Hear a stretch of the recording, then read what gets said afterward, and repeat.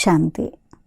ఈరోజు 2/12/25 డిసెంబర్ 2వ తేదీ. బాబా యొక్క సాకార రూపంలోని మధురమైన మహావాక్యాలని విందాము. మధురమైన పిల్లలు, మీరు వచ్చినప్పుడు మేము మీపై బలిహారమైపోతాము అని మీరు ప్రతిజ్ఞ చేశారు. ఇప్పుడు తండ్రి మీకు మీ ప్రతిజ్ఞను గుర్తు చేయించేందుకు వచ్చారు. మీరు వచ్చినప్పుడు మేము మీపై బలిహారం అయిపోతాము అని మీరు ప్రతిజ్ఞ చేశారు. ఇప్పుడు తండ్రి మీకు మీ ప్రతిజ్ఞను గుర్తు చేయించేందుకు వచ్చారు. ఈరోజు ప్రశ్న: ఏ ముఖ్యమైన విశేషత కారణంగా పూజ్యులు అని కేవలం దేవతలనే అనగలరు? ఏ ముఖ్యమైన విశేషత కారణంగా పూజ్యులు అని కేవలం దేవతలనే అనగలరు? ఏ ముఖ్య విశేషత? జవాబు: దేవతలు ఎప్పుడూ ఎవరిని స్మృతి చేయరు. ఇది కేవలం వీరి విశేషతయే. వారు తండ్రిని స్మృతి చేయరు, ఎవరి చిత్రాలను స్మృతి చేయరు. కావుననే వారిని పూజ్యులు అని అంటారు. అక్కడంతా సుఖం ఉంటుంది, కావున ఎవరిని స్మృతి చేయవలసిన అవసరం ఉండదు. ఇప్పుడు మీరు ఒక్క తండ్రి స్మృతి ద్వారా ఈ విధంగా పూజ్యులుగా పావనులుగా అవుతారు. మళ్ళీ మీకు స్మృతి చేయవలసిన అవసరమే ఉండదు. ఓం శాంతి. మధురాతి మధురమైన ఆత్మిక పిల్లలు అని అంటారు. ఆత్మీయ ఆత్మలు అని అయితే అనరు కదా. రూహ్ లేక ఆత్మ, ఈ రెండు ఒకటే. ఆత్మిక పిల్లలకు బాబా అర్థం చేయిస్తారు. ఇంతకుముందు ఎప్పుడు ఆత్మలకు పరంపిత పరమాత్మ జ్ఞానాన్ని ఇవ్వలేదు. నేను ఒకేసారి కల్పపు పురుషోత్తమ సంగమ యుగంలో వస్తాను అని తండ్రి స్వయం అంటారు. ఈ విధంగా ఇంకెవ్వరూ అనలేరు. మొత్తం కల్పమంతటిలో సంగమ యుగంలో తప్ప తండ్రి స్వయం ఇంకెప్పుడు రానే రారు. తండ్రి సంగమ యుగంలోనే ఎప్పుడైతే భక్తి పూర్తవుతుందో అప్పుడే వస్తారు. తండ్రి కూర్చుని పిల్లలకు జ్ఞానాన్ని ఇస్తారు. స్వయాన్ని ఆత్మగా భావిస్తూ తండ్రిని స్మృతి చేయండి. ఇది చాలామంది పిల్లలకు చాలా కష్టం అనిపిస్తుంది. నిజానికి ఇది చాలా సహజము, కానీ బుద్ధిలో సరిగ్గా కూర్చోదు. కావున ఘడియ ఘడియ అర్థం చేయిస్తూ ఉంటారు. అర్థం చేయించినా కూడా అర్థం చేసుకోరు. స్కూల్లో టీచర్ 12 నెలలు చదివిస్తారు, అయినా కానీ కొందరు ఫెయిల్ అయిపోతారు. ఈ అనంతమైన తండ్రి కూడా రోజు పిల్లలను చదివిస్తారు, అయినా కొందరికి ధారణ అవుతుంది, కొందరు మర్చిపోతారు.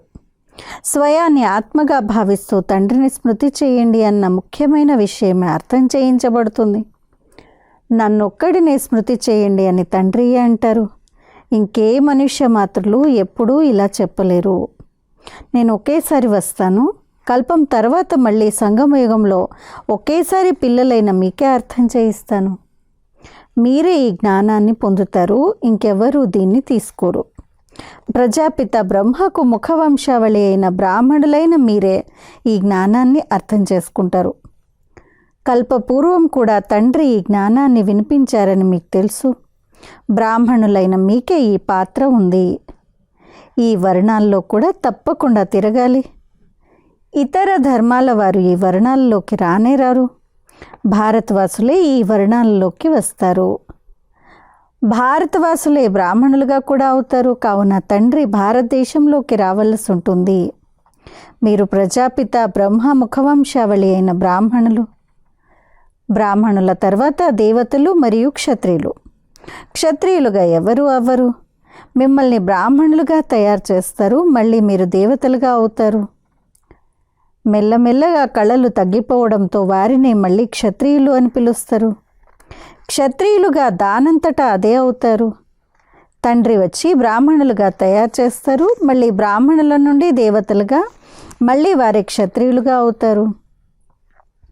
3 ధర్మాలను ఒక్క తండ్రియే ఇప్పుడు స్థాపన చేస్తున్నారు. సత్య త్రేతాయుగాల్లో మళ్ళీ వస్తారని కాదు, మనుషులు అర్థం చేసుకోని కారణంగా సత్య త్రేతాయుగాల్లోకి కూడా వస్తారు అని అనేస్తారు. నేను ప్రతి యుగంలోనూ రాను, నేను ఒకేసారి కల్పపు సంగమంలో వస్తాను అని తండ్రి అంటారు. మిమ్మల్ని నేనే ప్రజాపిత బ్రహ్మ ద్వారా బ్రాహ్మణులుగా తయారు చేస్తాను.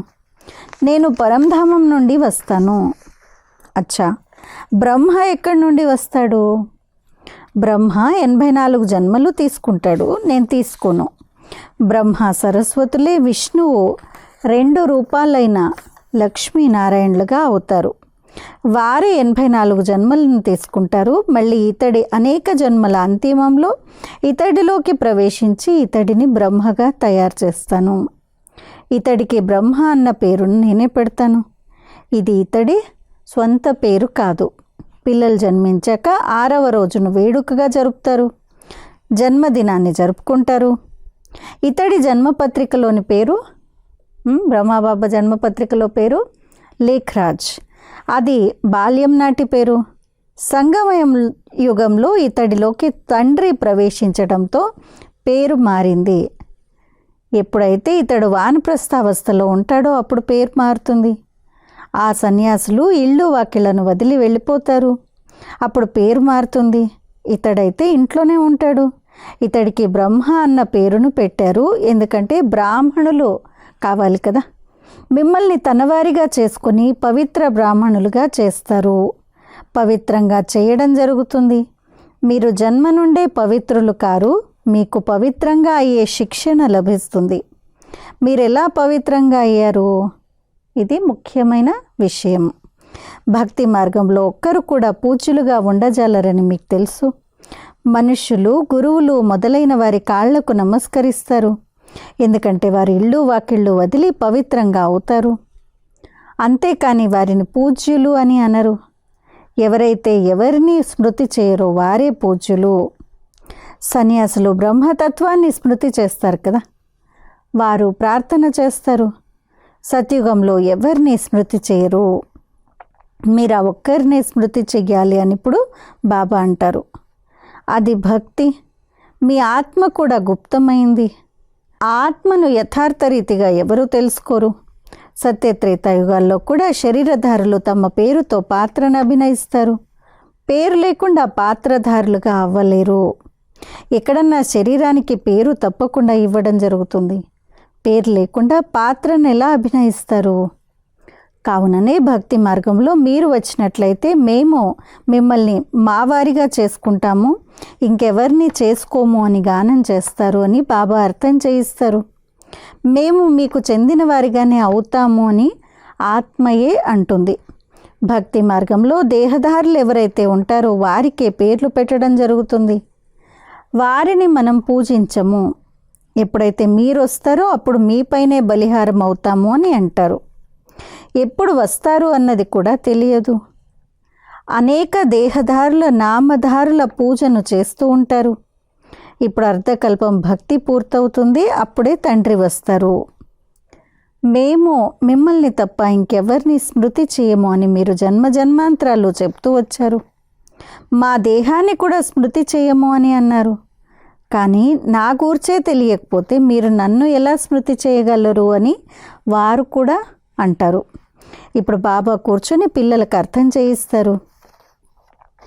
మధురాతి మధురమైన పిల్లలు, స్వయాన్ని ఆత్మగా భావించండి మరియు తండ్రిని స్మృతి చేయండి. తండ్రియే పతిత పావనుడు. వారిని స్మృతి చేయడం ద్వారా మీరు పావనంగా సతోప్రధానంగా అయిపోతారు. సత్యత్రేతాయుగాల్లో భక్తి జరగదు. మీరెవరిని స్మృతి చేయరు. తండ్రిని స్మృతి చేయరు, అలాగే చిత్రాలను స్మృతి చేయరు. అక్కడంతా సుఖమే సుఖం ఉంటుంది. ఎంతగా మీరు సమీపంగా వస్తూ ఉంటారో అంతగా కర్మాతీత స్థితి ఏర్పడుతూ ఉంటుంది.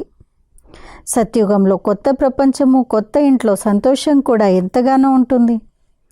మళ్ళీ 25% పాతగా అయినప్పుడే స్వర్గాన్ని మర్చిపోతారు. కావున మీరు మీకు చెందిన వారిగానే అవుతాము, మీ నుండే వింటాము అని గానం చేస్తారు. కావున తప్పకుండా మీరు పరమాత్మకే చెప్తారు కదా. ఆత్మ పరమాత్మ అయిన తండ్రికి చెప్తుంది. ఆత్మ ఒక సూక్ష్మ బిందువు, తనను చూసేందుకు దివ్య దృష్టి కావాలి. ఆత్మను చూడలేరు. ఆత్మ అయిన మనం ఎంత చిన్న బిందువులము. ఇలా భావిస్తూ స్మృతి చేయడం కష్టంతో కూడుకున్నది.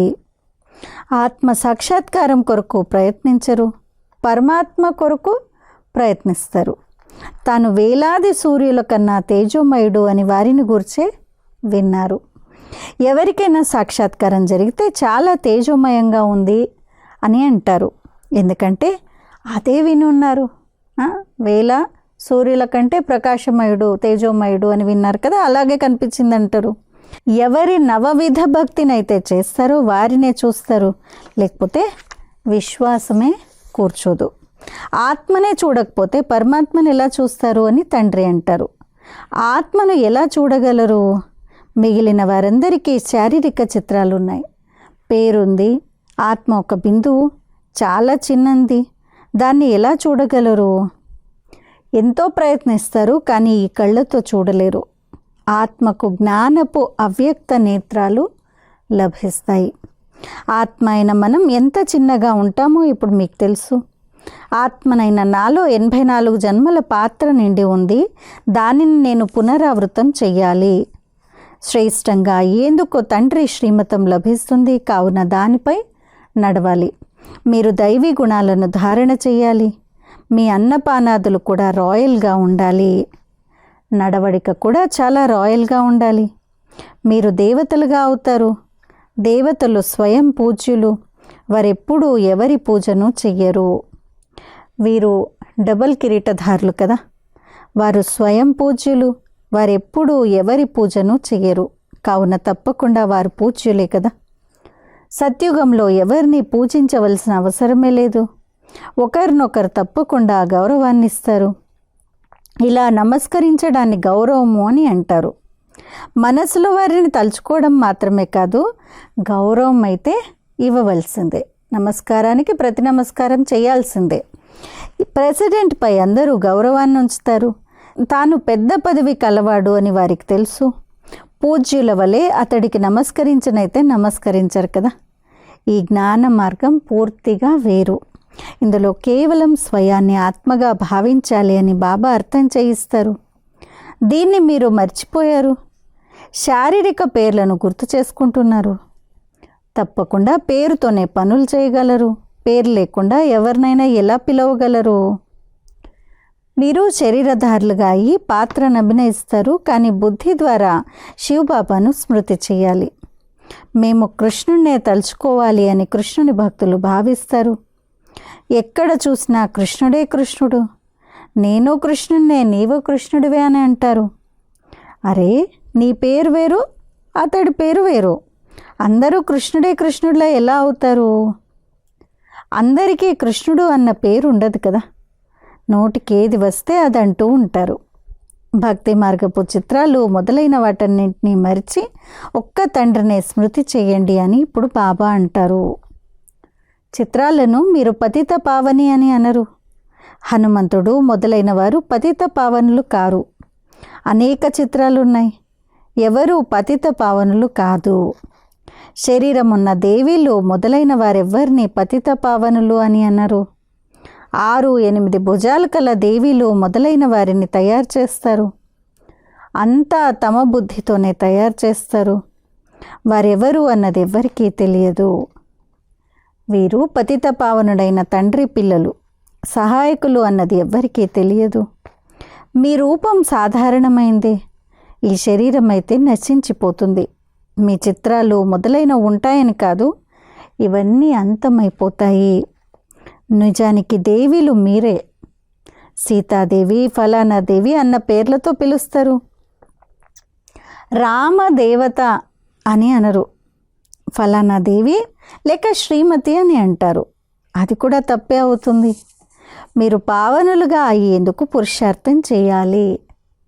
పతితుల నుండి పావనులుగా చేయండి అని కూడా మీరంటారు.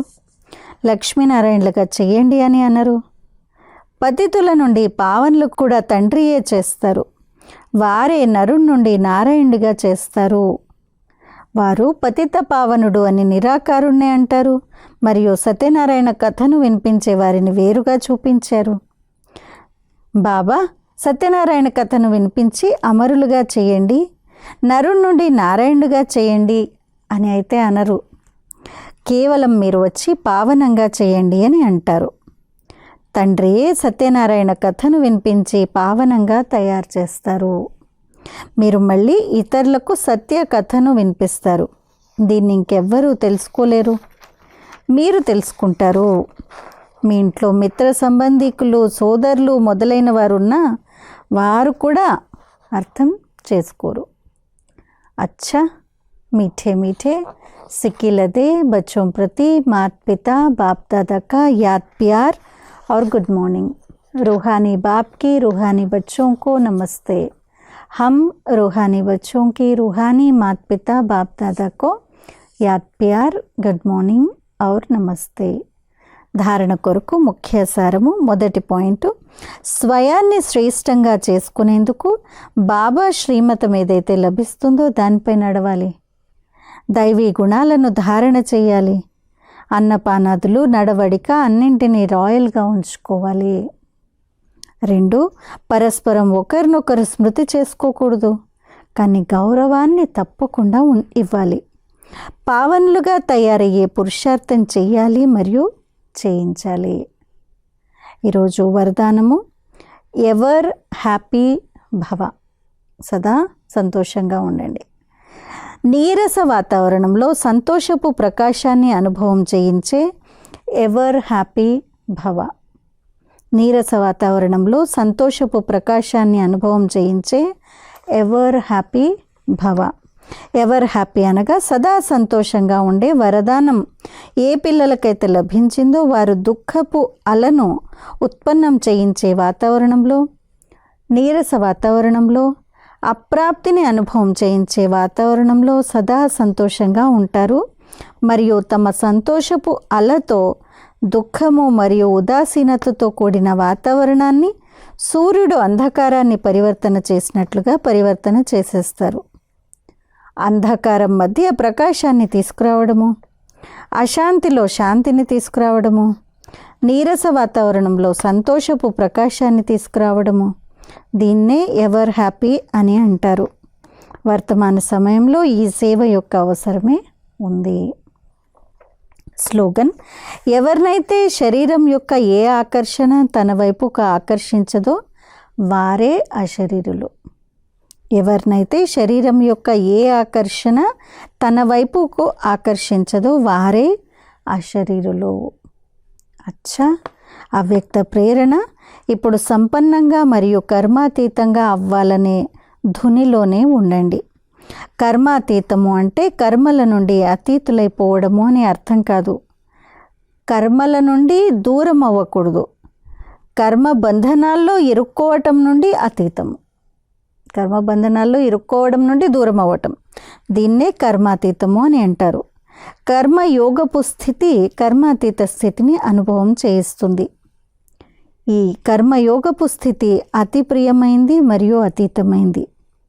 ఈ కర్మయోగపు స్థితి ద్వారా ఏ కార్యమైనా, శ్రమతో కూడిన ఎంత పెద్ద కార్యమైనా కానీ అది ఎలా అనిపిస్తుందంటే పని చేయటం లేదు కానీ ఆడుకుంటున్నాము అన్నట్లు ఉంటుంది.